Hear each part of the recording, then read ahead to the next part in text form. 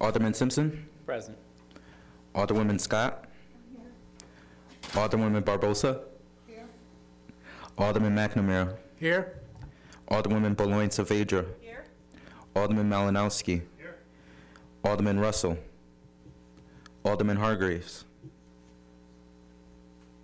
7 present. Thank you. Alderman Russell is excused. And Mr. Clerk, will you please read into the record the notice of the public hearing? Lori, were you not called? No. Oh. And he needs to see me as well. Yes. Add Alderwoman McAdam to the attendance list, and Alderman Smedley is sitting in for, I don't know, pick one. No, he's not an alternate, he's just. Oh, yeah. Oh, he's also Yeah. seated. There we go. There we go. All right. All set?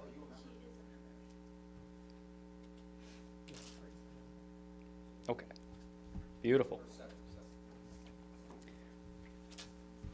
And I believe we were at the reading of the notice of the public hearing, Mr. Clerk. Mr. Chair? Alderwoman Boulogne Saavedra. Thank you for the microphone. I make a motion to waive the reading. Second. All righty, we have some bipartisanship tonight. We have a motion to waive the reading by Alderwoman Boulogne Saavedra, seconded by Alderman McNamara. All in favor, please say aye. Aye. All opposed, nay. The ayes have it. The reading is waived.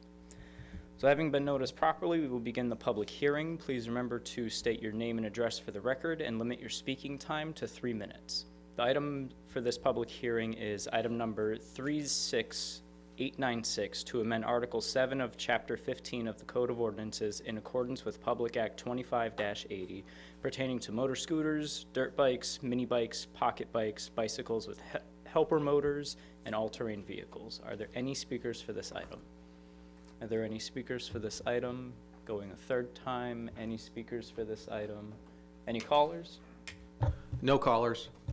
Alrighty, seeing no speakers, we will close the public hearing and move on to the regular meeting. The time is now 6:33 p.m.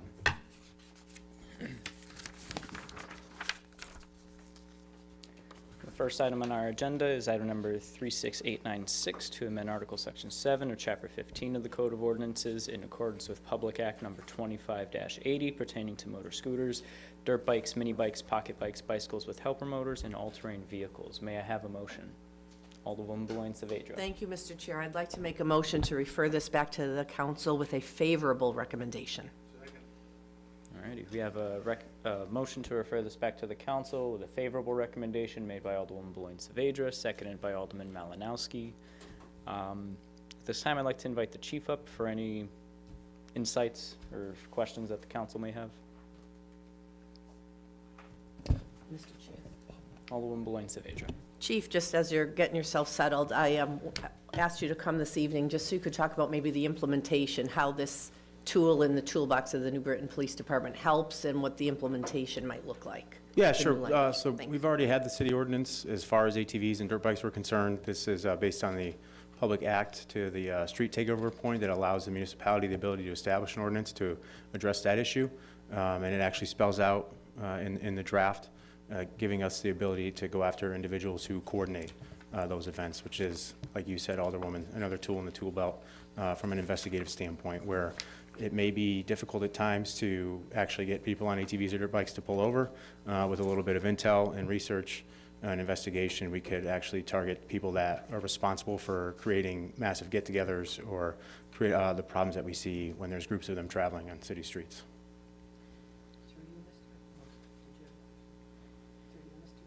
Alderwoman Boulogne Saavedra, then Alderwoman Barbosa.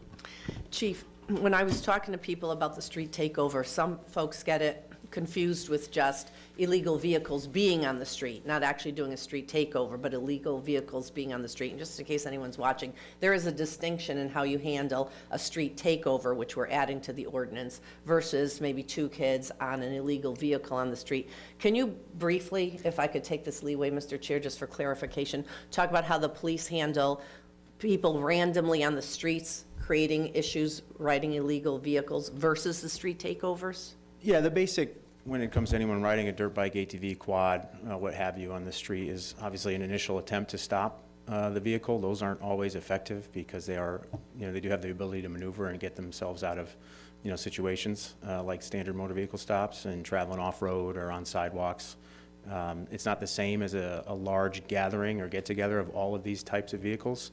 That usually takes place in a coordinated effort in a parking lot or, a rallying point, which would be much easier if there's a large group that's established. I know that we did have a couple run-ins at New Britain Stadium where there were planned events that turned into this style of event, like a street takeover.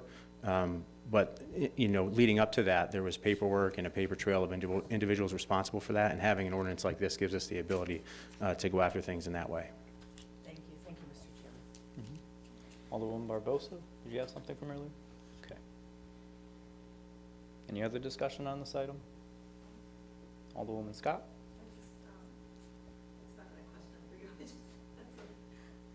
I was just going to say that I think I'm really happy about this. I'm grateful for this. The state worked really hard on getting our state delegation got this going, along with Bobby Sanchez, to get this at the state level so that we could do this locally here in New Britain and have the ability to keep our streets safer here in New Britain. I've heard several complaints across the city about this being a safety concern. It's loud. I've even witnessed, just yesterday, I saw a couple of them on the sidewalk and just not even following traffic laws at all, which is a huge safety concern. And you were saying you on the sidewalk as well, like somebody could get hit. So I think this is really important because we might actually be saving someone's life by implementing this. So I just wanted to say that. Alderwoman Beloin Saavedra? No questions for you, Chief. I just wanted to point out it's the very last page that's the new section that has the penalty teeth to it, which increases the fines that we're able to charge folks who not only are riding a vehicle that's part of a street takeover, but if they're part of just organizing it and or observing the street takeover, they are all in violation. So whether you're in a vehicle, you're part of the organizing the event, or you're participating by watching it, you are in violation and can be fined between $1,000 and $2,000. I also appreciate the addition of the ability for us to not only impound, but forfeit the ownership of that, and then the city could either sell it and or destroy it. So these are good components that are new language to an existing ordinance, and I just want to make sure that anyone who's watching understands that that's what we're changing here tonight. And Chief, I appreciate you being here to answer any questions. Thank you, Mr. Chair. You're welcome. Is there any? Alderwoman Barbosa? So being an innocent bystander, just watching something happen, you're still going to get fined and violated? No, I don't think that's what it's pointing to directly. I believe it's more so for the large-scale events where everybody's in the parking lot. You have the people that are recording or antagonizing the group or promoting the idea. Not if you're on the sidewalk and you just so happen to, see the park and get together. Is that a difference between, or you all said Alderwoman? What would be the difference between somebody observing and somebody recording here? Because recording isn't actually specified here in the language. I was just citing it as an example as someone that's involved in the actual event, but not necessarily on one of these vehicles. If you maybe go back on social media, there were some videos from the recent event at New Britain Stadium where there were individuals there for social media purposes, recording the event, promoting the idea of having burnouts, creating a disturbance in the parking lot. Being a part of that group, which wouldn't be the same as someone that just so happens to be walking on a sidewalk in the area. We wouldn't be going after random people that just so happen to be in the area when the incident takes place. How could you tell the difference on the street?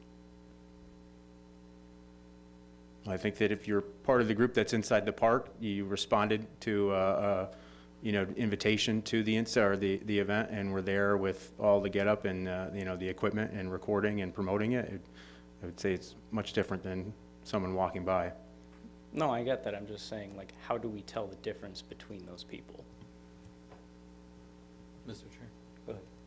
Well, I think in Section A, the new section, the wording is particular. It says, no person shall organize, participate in, or gather with intent to observe and actually observing observe a street takeover. If you're walking past a location, let's say the Willowbrook Stadium or Park, for instance, on South Main Street, it's in your best interest to keep walking and not walk into the park and gather as part of the group observing and promoting this event. I think that's the distinction that's made here. If you are in the perimeter area of the park where the event is taking over, you probably should choose to leave if it is an illegal street takeover. So that's the distinction there. And I think, just to touch on that, and John's also in the room, it really would come down to us being on the same page with identifying an organizer as opposed to someone that's just a bystander or walking through the area.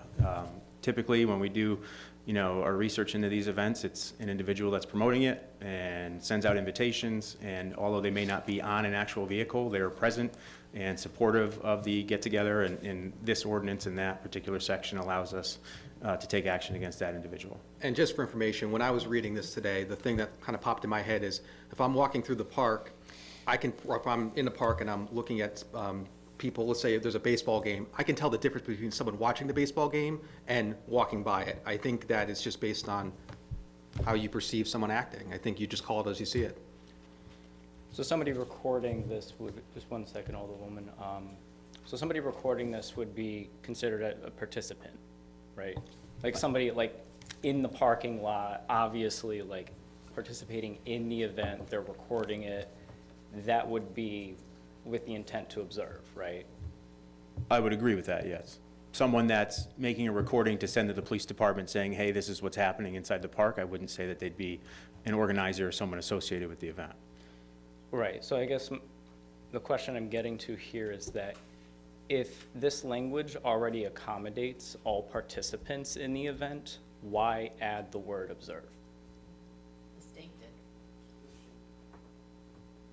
Well, because it's with intent to observe. It's not just participate. I mean, participate with intent to observe. I mean, participate is not the only word that there's a qualifier here. It's the with intent to observe.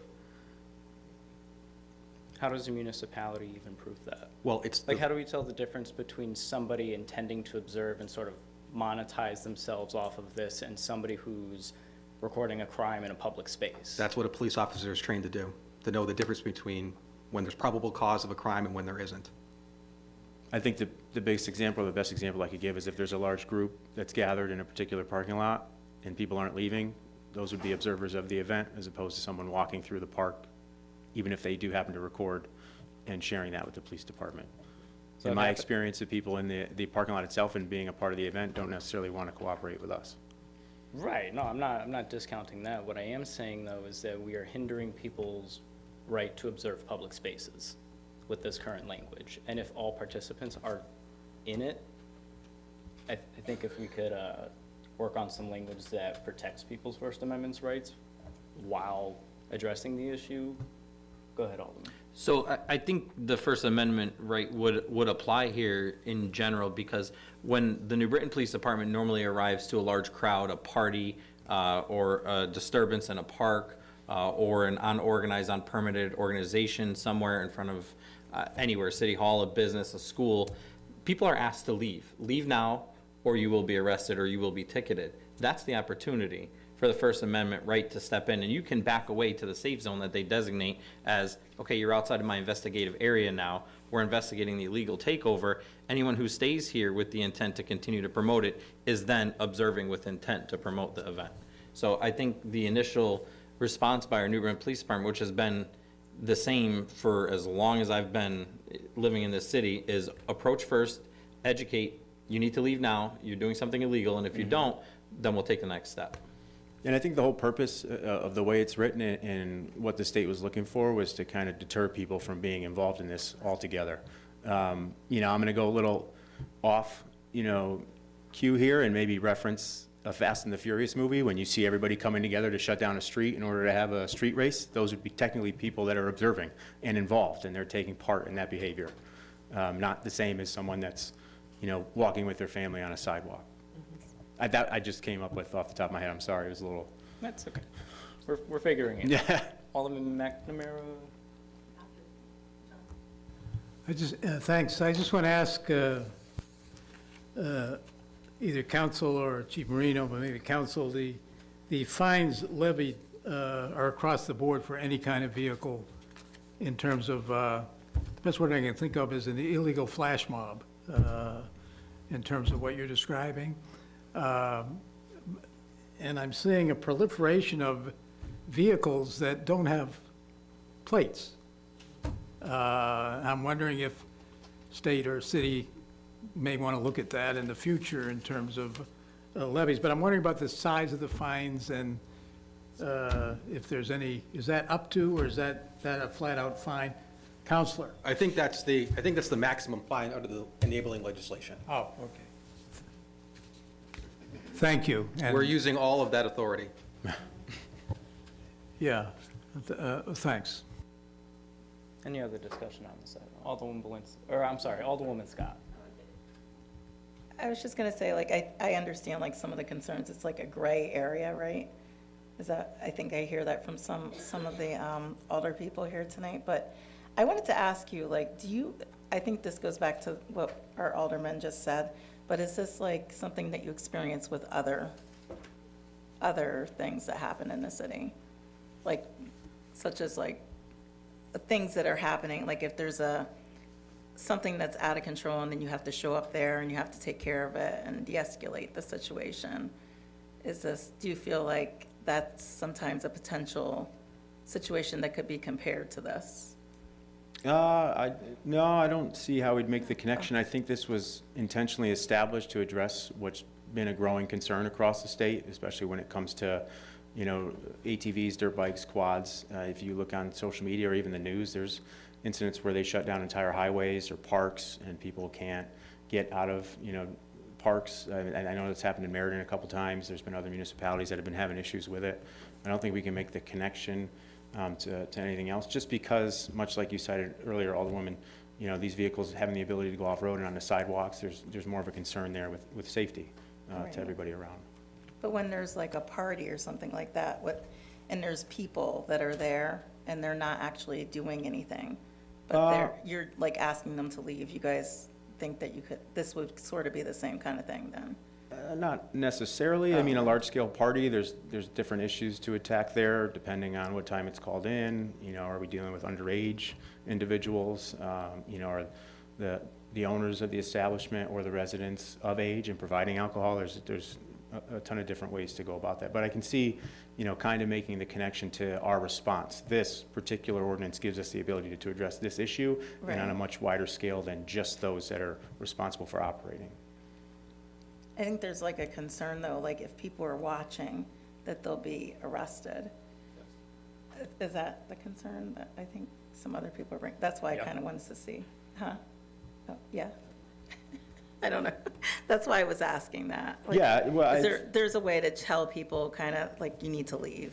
Right, so in But they our might not experience, know, our experience with these events, it's someone that puts out a mass invite, and it's not just people looking to drive dirt bikes and quads or, all-terrain vehicles to the area. It's those with fancy cars that are legally registered and insured that are still coming to, witness the event, others that are there to record it and promote it, those with, massive sound systems on their cars there to assist with providing music and entertainment. I think that's more so what the purpose of this ordinance is to address everybody that's associated with that type of event.